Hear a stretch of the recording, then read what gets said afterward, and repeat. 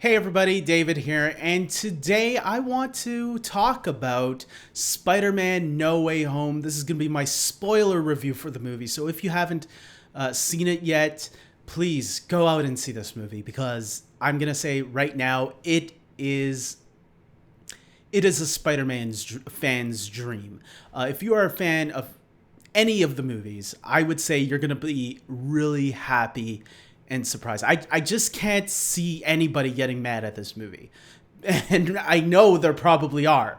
I just don't understand how, because this is a celebration of not just one Spider Man movie or one specific trilogy. This is a celebration of all the films. And I think you really gotta watch all of them and appreciate all of them to really enjoy this film a lot. And let's get right into it. I'm going to start talking spoilers, a lot of my favorite stuff in the movie, stuff that really stood out to me, and so forth. So right in the beginning, we start off where we left off last time in Spider-Man Far From Home, with his identity now known to the world. And he is on the run. Some people hate him and believe Mysterio. Some people don't believe Mysterio. So he gets out of there with with MJ, Michelle Jones, that's how the movie just starts. And them going to Happy and Aunt May and trying to talk about the situation, but they wouldn't let him talk. And then seeing on the report their apartment is being shown with a helicopter in front of their window.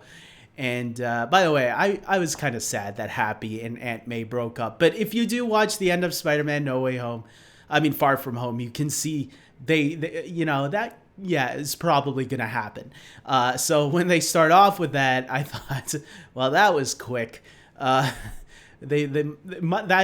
discussion at the end of Far From Home must have led into the breakup. So, and Aunt May was like, "Sorry, Happy, I'm just not. I want to move on, man. I want to see other people." It did make me sad by the end of the movie, especially. We'll get into that a little bit later. So moving on. Obviously, Peter needs to lawyer up, and who does his lawyer turn out to be? Matt freaking Murdock, Daredevil himself from the Netflix series. Charlie Cox returns just in time, since we got our little tease of the Kingpin finally revealed at the end of the previous Hawkeye episode. Coincidence? I think not. This was clearly all planned for the Kingpin and Matt Murdock to be revealed on the same day. You know what would be even cooler now? If Matt suits up as Daredevil in the final episode of Hawkeye and helps Hawkeye take down Kingpin. But I'm going to probably guess that's not going to happen. I would also hope for Spider-Man to team up with Hawkeye to take down Kingpin, since I'm afraid we'll probably never get... Well, maybe we will. Who knows? Because Marvel Studios and Sony are working on a Spider-Man 4, so we'll have to wait to see what comes of that. But yeah, so we see Charlie Cox got a great reaction, a nice reaction from the audience there. And, Peter and his friends, Ned and MJ, they want to get into college. So that's where the story takes us next. And we think that they might have a chance, but because of all the commotion going on with them, they all don't get into MIT. And Peter feels responsible for that, because if it wasn't for them knowing his identity, then they probably would have been accepted into college. So he goes to Doctor Strange. He got an idea. He sees the little wizard ornament, and he goes to Doctor Strange to see what he's doing, or to ask him for help. And Strange... funny enough, didn't turn out to be the Dark Strange that everybody was thinking of. That was saved for a little later after the movie. And hopefully you guys saw that too.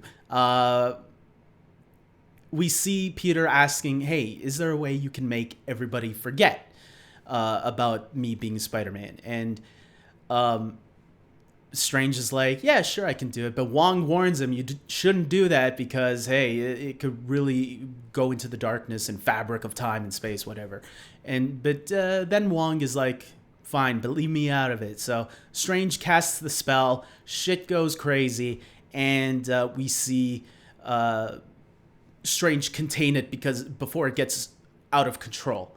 And then that's where the adventure really begins, because once Peter leaves, after messing up the spell, he sees his first opponent, Doctor Octopus, Doc Ock, returns. Alfred Molina, one of the best Spider-Man movie villains of all time, comes to attack Peter. And yeah, he's a little confused because during the fight, Doc Ock doesn't even recognize this Peter Parker. He's like, "Who's this guy? You're not Peter Parker." And he's like, and Peter's like, "The rest, I'm so confused right now. Like, what the heck is going on?" And I thought it was interesting because that they were setting this up already. They showed some of these clips in the trailer, so it made me wonder, how are the rest of these characters going to act? And just before, Doctor Strange wipes them back to the Sanctorum, Green Goblin attacks, but quickly before he can throw another bomb at them or attack them, Doctor Strange brings them back to the Sanctorum and locks up Doc Ock, and we see the Lizard there. So the Lizard has already been captured because Doc Ock ran into him. I'm gonna guess it wasn't that hard of a fight for Doctor Strange, but I would have liked to see that fight. So then, Doctor Strange. It's so many doctors in this movie. Doctor Strange gives Peter a little device that can help him catch these villains quicker. He goes off and runs into Electro. Great seeing Jamie Foxx again, by the way. Much more. This movie is all about redemption, and it really gives some of these characters, like Electro, the redemption that they deserved.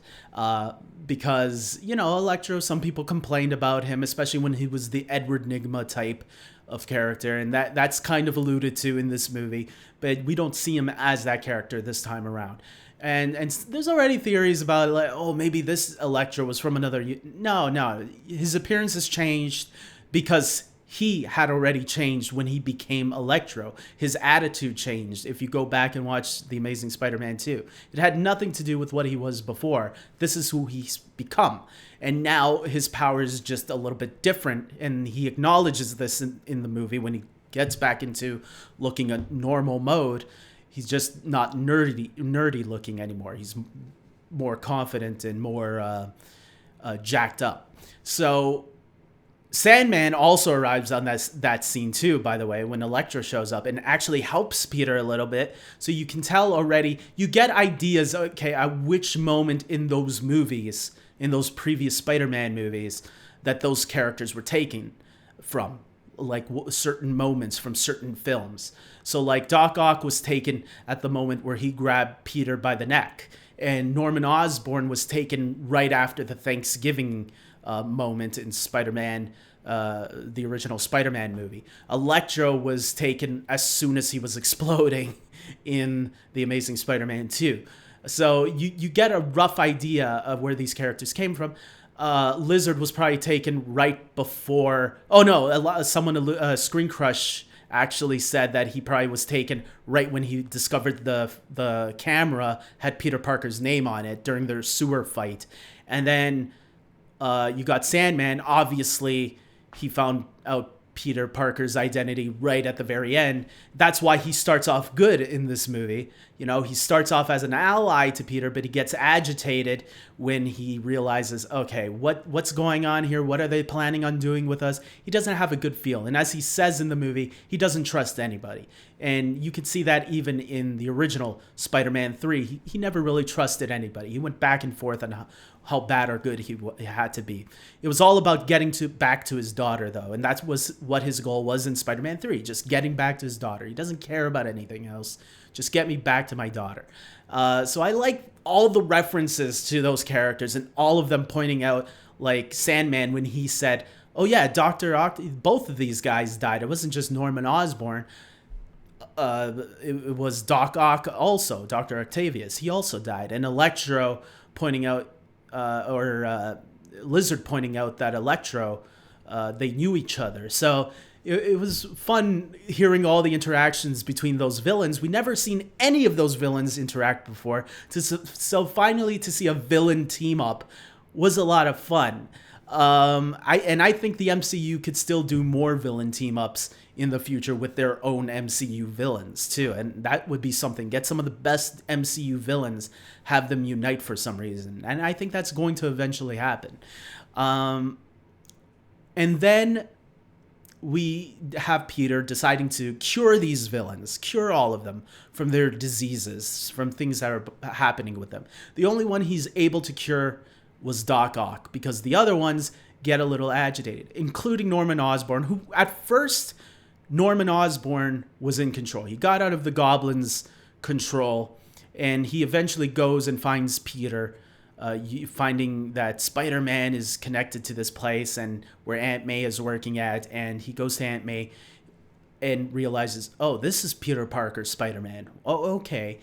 So that's where Norman Osborn unites with them. And at first he's good with the idea too, until you get to this apartment scene. And this apartment scene was really good, seeing Peter, Norman, and Doc Ock afterwards. After they fix Doc Ock, they start, you see Norman and Peter working things out together. But it was once Doc Ock, after he was fixed, and tells Norman, Norman, you can be cured again too, You see the excitement in his face because he was finally free from the voices that were always talking in his head. And then you get an idea that the way he replies back to Doc Ock was interesting, because I did get the feeling of that was kind of a little snap back. He's kind of snapped back at Ock for a little bit there. William Dafoe's performance in this movie was so great. I loved him as the Green Goblin in this movie. There is even one moment where, because let me get to this part first. So Peter starts sensing something is wrong. He doesn't know what it is. He's looking around where all the villains are, because Sandman and Electro are kind of on edge a little bit. They're not too sure if they're happy about this situation already. And when Peter realizes the Green Goblin is the problem, the thing that's getting his spider sense tingling, that's where shit goes to hell. Because the villains all decide to, Green Goblin sets them all, gets it all in their minds that we don't need to be cured. Gods don't need to be cured. And Green Goblin, Sandman, Electro, Lizard, they go all crazy. Only Doc Ock is the one that's stable. He's the only one that's thinking clearly now. But Electro zaps him out of the window, and they all break free. There's a little fight between some of them, specifically Green Goblin and Spider-Man, and you see Green Goblin and Spider-Man duking it out. And it's not like a safety. It's a fight. It's not a fun fight. It is a brutal fight, and you see them going down through levels and stuff. William Dafoe, when Peter Parker is punching him like crazy, and Willem Dafoe was laughing about it, I said right there, people are right. Willem Dafoe would have been a great Joker at some point in his life. Maybe still can be a great Joker. He's just a little too old now. I would want my Joker to be a little bit younger. But man, if there was a chance to get Willem Dafoe as the Joker, there was a chance, and I think they took too long deciding on him. Now I understand why people wanted him for the Christopher Nolan series for the Joker, because Heath Ledger is still great, but Willem Dafoe would have been another animal also, and it would have been interesting to see what a Joker played by him would have been like. Who knows? Maybe it's not too late. Anything is possible for the future. But there you go. He was terrific. I loved his performance every time he showed up, especially as the Green Goblin. It was so much fun. So great watching him on screen tear the scenes apart. It was amazing. And that's where something tragic happens. Aunt May is killed. I did not see that coming. That was like a spoiler that I did not see coming. Because I'm like, they're never going to kill off Aunt May. And then when she gets hit by the glider, I'm like, oh shit, is she killed? And then you realize, okay, maybe she's okay. But you realize the way she's limping, I'm like, oh no, don't do this. And that's where the movie gets really emotional. And I really started tearing up during that scene. My mom beside me, because I saw this movie twice already. Friday with just me and one of my brothers, and then yesterday with my entire family. and my mom was crying right beside me. My brother was one of them. The one that went with me on Thursday was Friday was crying. Yeah, it was a very emotional moment. And this movie gave us the most emotional moments in any Spider-Man movie by far. The Amazing Spider-Man movies have given us some really nice emotional moments also, but I think this movie took it really to the next level. I teared up during the first Amazing Spider-Man and the second one too when Gwen Stacy died. But this movie also made me cry, man. My eyes were getting all watery and everything, and man, it was beautiful. And the way it was all handled, and how later on in the movie when Zendaya, MJ, and Ned come to hug him on the rooftop. But before that, before they go and hug him on the rooftop, let's get to the big thing. Andrew Garfield and Tobey Maguire show up in this movie having a bigger role than most people thought they were going to. I remember John Campea, he was like, oh, they're only going to be there in 5-10 minutes. They're not going to be able, maybe it was 10 minutes, but like a minute or two. They won't be in the entire movie.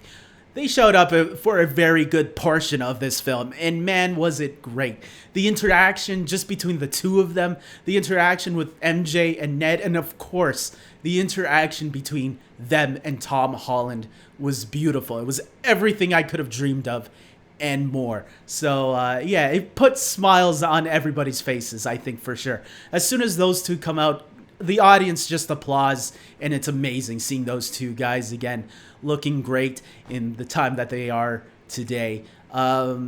So yeah, Toby looking a little bit more ager because it's been quite a bit since we last saw him, more than 10 years ago maybe. So yeah, that was great.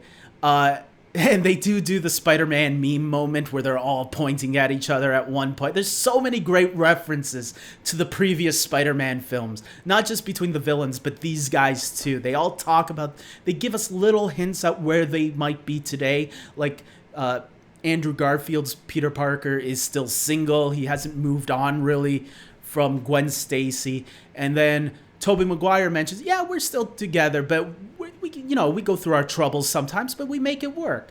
So it's nice to know that him and the Kirsten Dunst MJ are still a couple, maybe even with a kid, who knows, of their own, I believe they got married. I like to believe they got married and had a kid or two in their lives. So he's just like a much older Peter Parker, which was really cool. And the way they play with the brother angle, there's a moment where Andrew Garfield goes, man, I never had brothers before. This is so great. I love you guys. And the audience loved that because some of them were like, aw.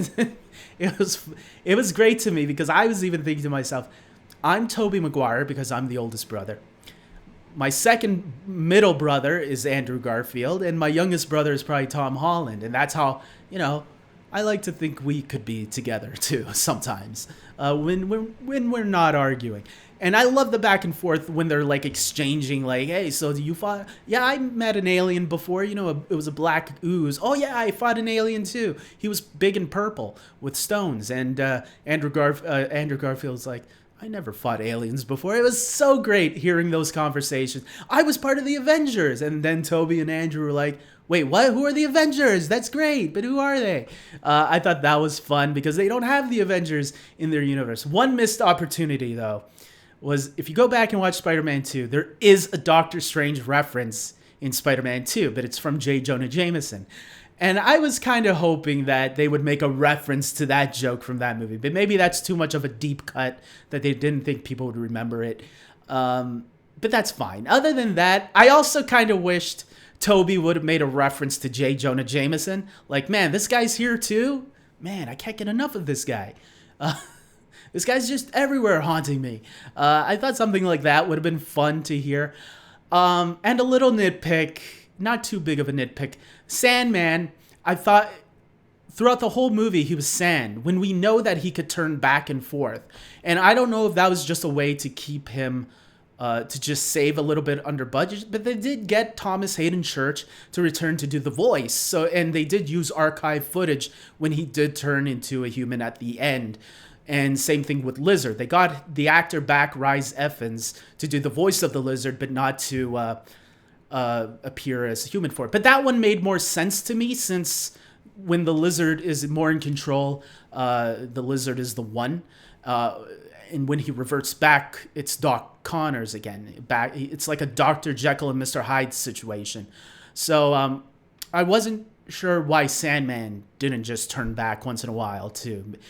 Either cost, or maybe because they were filming it during the COVID era, the beginning of the COVID era, and maybe they just couldn't get Thomas Hayden Church to come down and film some scenes. Or maybe he was just busy with another movie too. But they said, it's okay, we can turn him into a CGI character. And then the three that we need as human form is Doc Ock, Green Goblin, and Electro, which all worked out great either way. So it's just a tiny little nitpick from me. I just wondered why he wouldn't revert back to human form once in a while.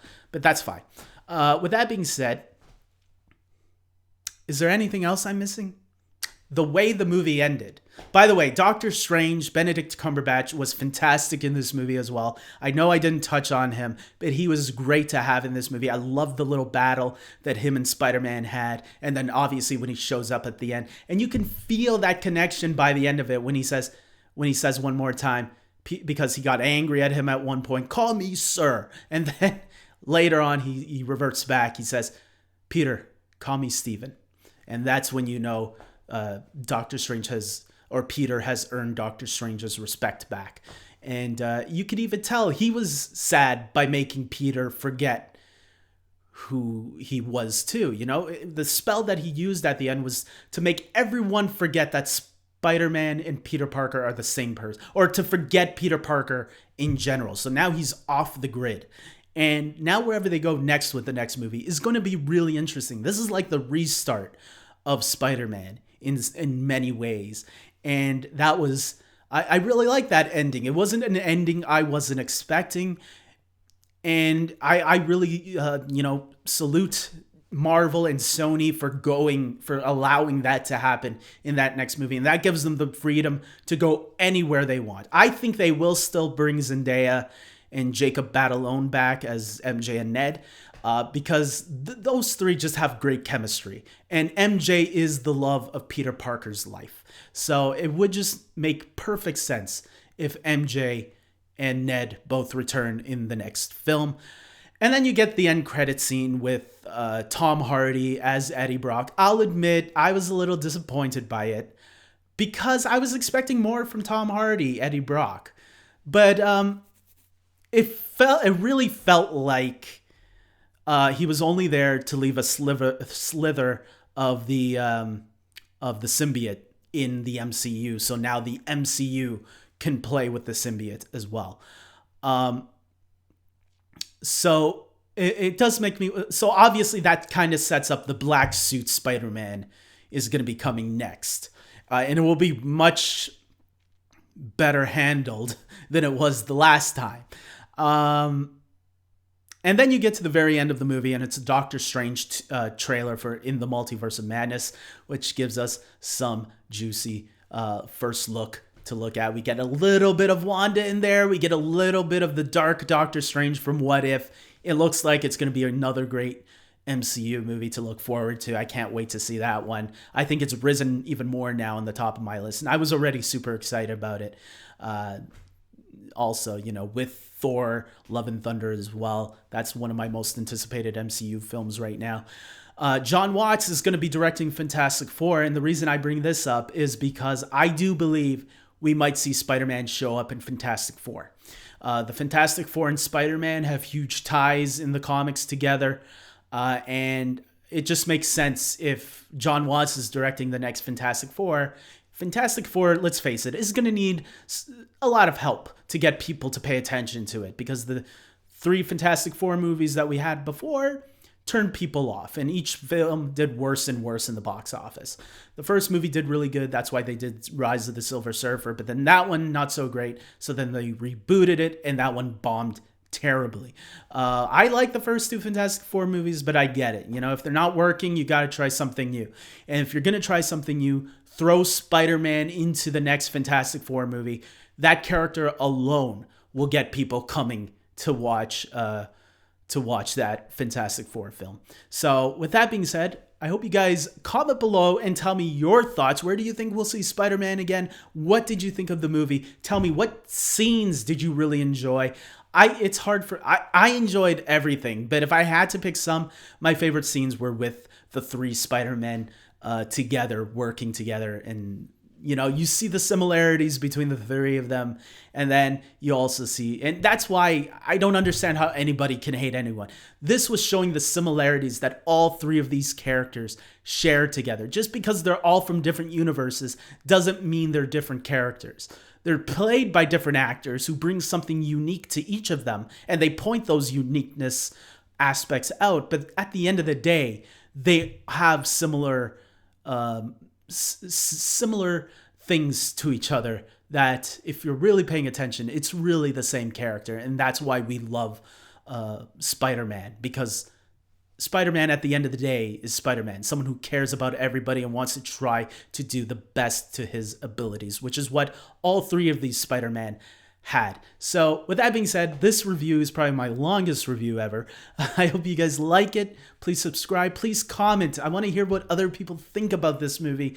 And if you haven't seen the movie, I hope you didn't spoil yourself with this video. Go watch that movie first and then talk about it with me afterwards. That's how I think movies should be experiences.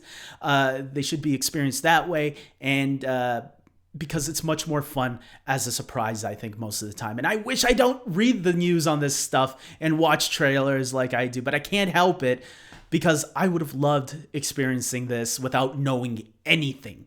And I still loved it either way. So with that being said, everybody, until next time, take care.